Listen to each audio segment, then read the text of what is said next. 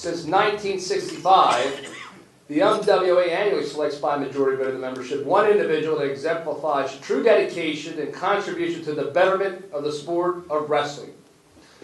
In 2007, this award was renamed to honor the one and only William T. Hastings. It is now called the William T. Hastings Contribution to Wrestling Award. It is considered also by the entire Maryland wrestling community to be an extreme honor to receive this award. Tonight, we select our 48th recipient. But first, I will read from the proper list and announce our past contribution award winners. Again, once you hear your name, please stand. In 1976, this time, Mr. Neil Alderberry. 1978, Mr. Ron Belenko. 1980, Mr. Dick Slutsky. 1981, Mr. Bill Hastings. 1986, Mr. Haswell Franklin. 1987, Mr. Guy Pritzker. 1994, Mr. Jack Woodward. 1996, our own Mr. Lee Hughes. 1999, our own Mr. Tom Galen III. In 2003, Mr. Bill Hendricks. In 2005, Mr. Earl Lauer. In 2006, Mr. Pete Welch. Then again in 2007, Mr. Bill Hastings. In 2008, Mr. Cornell Bass. In 2009, Mr. Kenny Kyler. In 2010, again our own Mr. Ed Kelly.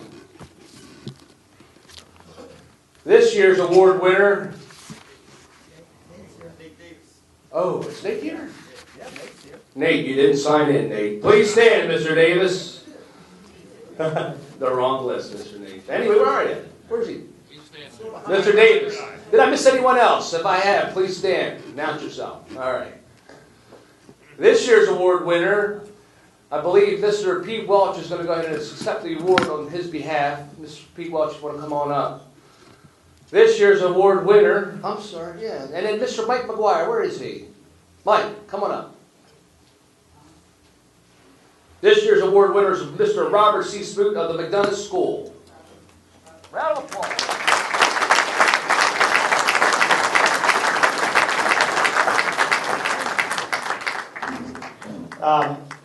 Before I start, I just want you to know I don't normally speak in front of a large crowd. I got a little advice to picture everyone in their underwear, but it's really not a pretty sight. So I'm going to forget that. When I think about the contribution to Wrestling Award, I believe it's about the kids you teach through wrestling, the positive influence you can have on them over time, and the impact you have on their life. This year's winner was a great advocate for wrestling in the hallways of the school where he coached for 30 years. He had a knack for grabbing good athletes who had never wrestled. He introduced them to the sport and molded them into good wrestlers over their high school careers. Even though they may not be the kids we read about in the papers, everyone in this room tonight knows the lessons wrestling can teach young people. The lessons of hard work, toughness, the self-reliance, and the teamwork. The sport of wrestling has a knack for teaching respect and humility in its own way. Many kids over his career would never have known the joy and the pain of the sport without him selling them on wrestling. It takes a unique individual to be in one place for 30 years. And though familiar, this individual does not seek the spotlight. He's comfortable in a leadership position or in one where he gets the job done. He has only ever taught and coached at his current school. Straight out of college, this individual began as a JV wrestling coach. However, during his 30 years of coaching, he has been the varsity coach, the middle school coach, the JV coach again, and at different times he also helped with the junior league program. Some years he would actually work with all three programs, meaning an afternoon with middle schoolers led to the combined varsity JV practice, and he finished that up with some junior league in the evening. It takes a real passion for wrestling and an understanding wife to be dedicated to the sport in this way. In his most recent position as a JV coach, this individual is still eager to jump in as a wrestling partner or to demonstrate a move. He's there in all the overnight weekend tournaments and the many events his school hosts. His experience and commitment allow them to split the squad when needed and attend 2 tournaments in the same weekend. And he's still working the hallways to make sure that everyone who should be wrestling is wrestling. When I first met this individual, I was still in high school and still wrestling. I remember thinking that I had never met anyone who enjoyed wrestling the way he did. He was excited for the season, and it was September. He was excited for matches, and I don't know how, but he was even excited for practice. Even though his title at first was JV coach, it didn't take long for most of us to gravitate to him and to turn to his experience as a wrestler. At the time, no one in our wrestling room could give him a match. It made sense as he was fresh from a college career that had him placing second in the ACC tournament as a senior. His own high school career is also filled with some great accomplishments, as he was a top 4 finisher in the MSA tournament 3 times, including once as a runner-up and once as a champion. And it also included a 3rd place finish at the National Preps, where he was part of the team that sent just 4 wrestlers to the tournament and managed to finish second in the team score. I didn't realize Tony was going to tell us who won before I started this.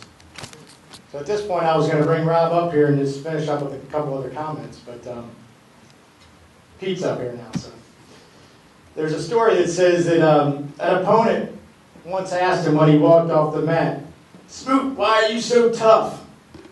Rob replied, "That's just the way I am." But the fact of the matter is, as much as Rob has spent years encouraging kids to give wrestling a try, and as much as he enjoys the act of wrestling, I believe it's the lessons that wrestling teaches that set Rob apart. He's living proof that you can be tough and humble, and he's willing to earn your respect and give respect to others.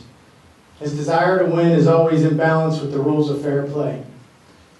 Rob is the person you want coaching your kid for the wrestling they will learn on the mat, as well as the lessons that they will learn off the mat. So, this year's runner's Rob's move.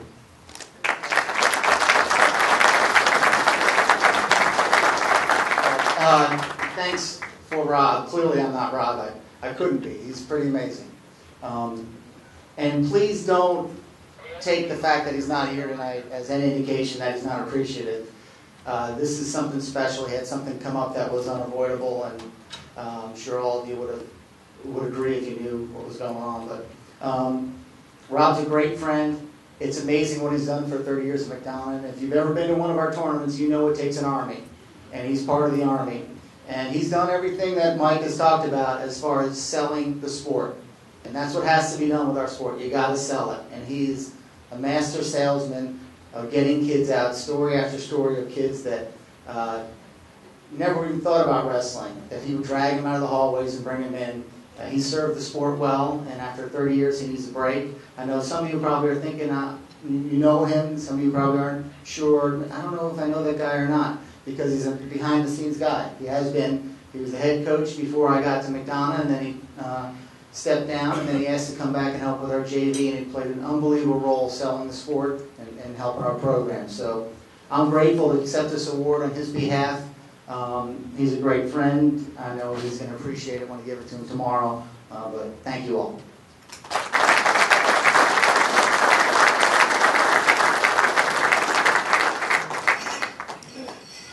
Thanks, Pete. Wish Mr. Smoot well from all of us.